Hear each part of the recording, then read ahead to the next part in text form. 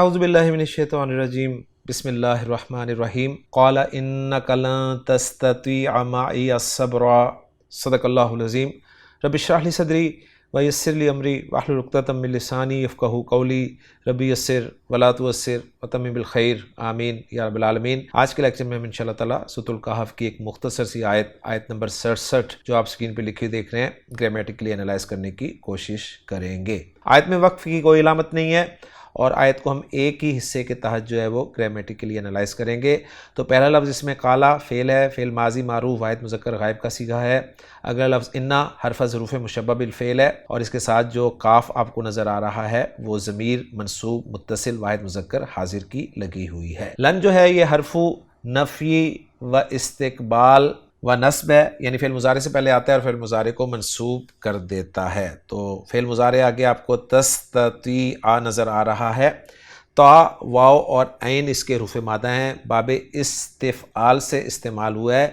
استطوع یستطوع، تبدیلی کے بعد استطاع یستطیع، استطاعتن، استطاعت رکھنا۔ فعل معروف واحد مذکر حاضر کا صیغہ ہے اور لن کی وجہ سے یہ منصوب ہے۔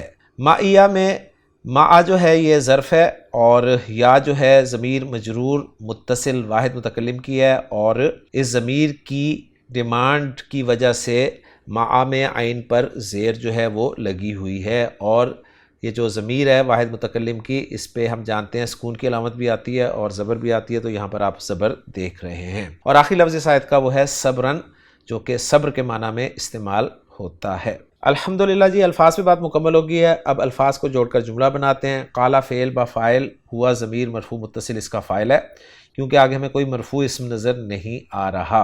اب یہ مضمون چل رہا ہے کہ حضرت موسیٰ علیہ السلام نے جب ان سے کہا کہ کیا میں بھی آپ کے ساتھ چلوں، تو انہوں نے جواب میں یہ کہا کہ انک لن تستطیع معی صبرا، تو جو کہا مقول قول قالا فعل کے لیے مفعول بھی، وہ میں اب انالائز کرنے لگا ہوں۔ انا سے شروع ہو رہا ہے اور انا کے بعد ہم جانتے ہیں کہ ایک اسم ہوتا ہے اور ایک خبر ہوتی ہے انا کی، تو کاف جو ہے یہ انا کا اسم ہے اس لیے منصوب ہے اور خبر کی جگہ پر ایک جملہ فعلیہ آ رہا ہے جو کہ لن تستطیع معی صبرا ہے۔ اب میں اس جملہ فعلیہ کو جو کہ انا کی خبر ہے اس کو انالائز کرنے لگا ہوں۔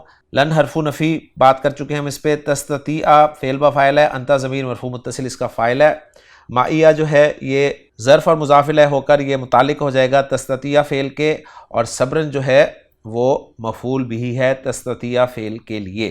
تستطیع فعل اپنے فاعل، اپنے متعلق اور اپنے مفعول بھی سے مل کر جملہ فعلیہ ہو کر محلاً مرفوع خبر بن رہا ہے انا کی، اور انا اپنے اسم اور خبر سے مل کر جملہ اسمیہ ہو کر محلاً منصوب مفعول بھی مقول القول بن رہا ہے قالا فعل کے لیے، اور قالا فعل اپنے فاعل اور مفعول بھی سے مل کر جملہ فعلیہ بن رہا ہے۔